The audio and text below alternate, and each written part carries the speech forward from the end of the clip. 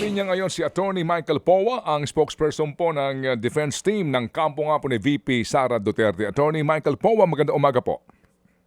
Magandang umaga po, Manong Ted, at magandang umaga din po, Ma'am Chacha. Okay, first question. Dito ho sa inyo pong pagtutol sa pagbubukas po nitong box containing the BIR records of the Vice President and her husband, ano ho ang inyong basis doon? Opo, number one, gusto ko lang po klaruhin, Manong Ted, hindi po tayo tumututol dyan, no? In fact, hindi pa namin nabibigay yung aming komento doon sa manifestation kung saan kabilang doon yung pagbubukas ng BIR box for pre-marking purposes. So wala po tayong sinasabi na tinututulan natin yan. Hindi pa po tayo nagbibigay ng ating official na position regarding that.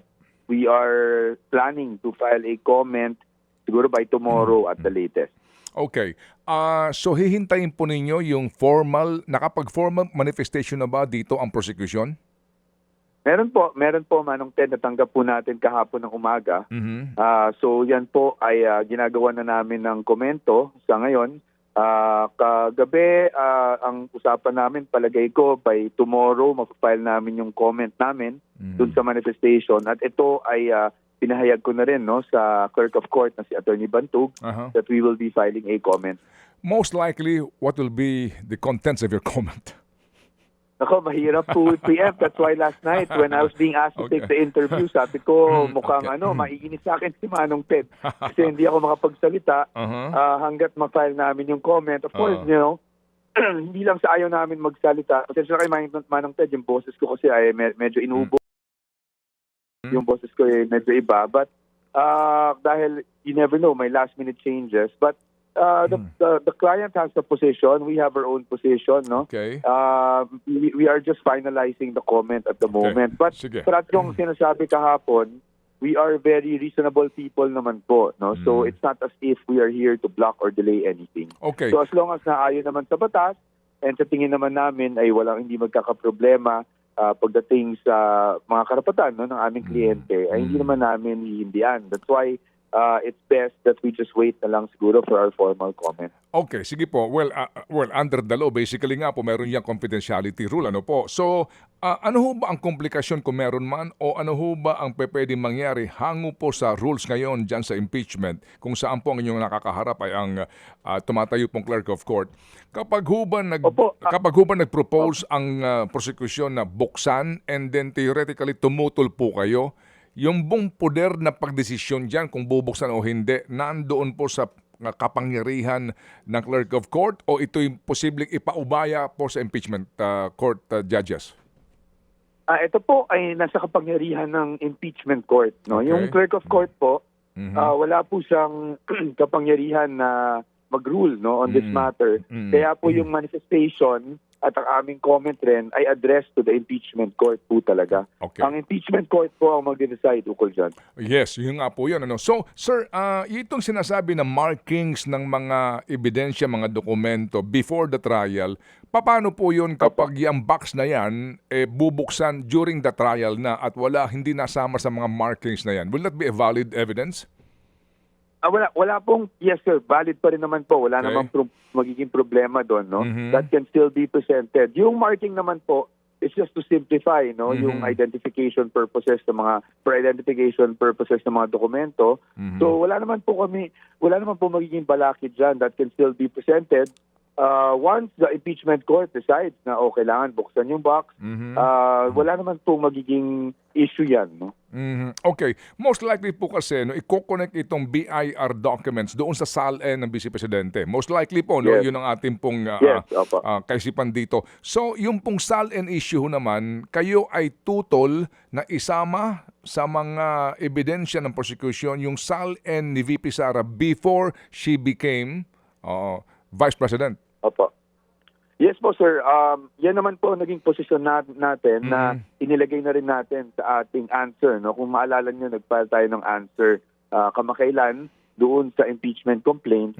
At isa yan sa mga bagay na ni-raise namin. No? Although I have to tread carefully kasi we cannot discuss the merits, so I will be very factual lang po. No? Okay. So we filed an answer and included in that answer our position na according to the Supreme Court decision in the case of Duterte versus HOR, napakalinaw po doon na ang sinasabi ay ang saklaw ng impeachable offenses ay yung offenses lamang na allegedly nangyari o nasagawa while the public official is occupying an impeachable office. Okay. So dapat itong mga ganitong bagay, yung mga paratang, involves acts kung saan impeachable officer na po yung respondent. So kaya po ang posisyon namin is everything else before 2022 ay hindi po dapat maging topic or subject ng impeachment na ito. Okay, so just the same po ang ating katanungan. Kapag ho ba ito ay ipinilit ng prosecution dito po sa clerk of court sa submission ngayon at marke sa mga dokumentong ito, tumutol kayo, who will decide eventually po? Who will decide sa validity nitong mga SALN na ito para po i-reinforce yung akusasyon ng prosecution? So definitely po, the impeachment court po talaga yan. No? That's why in-include po namin yan as one of our affirmative defenses, or ibig sabihin, ito yung mga sinasabi natin, doon pa lang sa answer na hindi pwedeng gawin. At itong mga bagay na to ay dapat talakayin talaga po ng impeachment court. Usually po, sa regular court, bago pa magsimula yung presentation of witnesses, evidence, talagang inuuna desisyonan itong mga pending matters na ito. Okay. Sir, hindi pa ho tapos ang mga markings na ito. July 6 ang sinasabi pong simula po ng trial. Ano ho ang inyo pong ang inyo pong pakiramdam? Matatapos ho ba kayo hanggang bukas o ito yung extended pa hanggang next week? Susubukan po namin na matapos talaga to by today or tomorrow. Kahapon naman po, medyo napabilis po talaga yung proseso.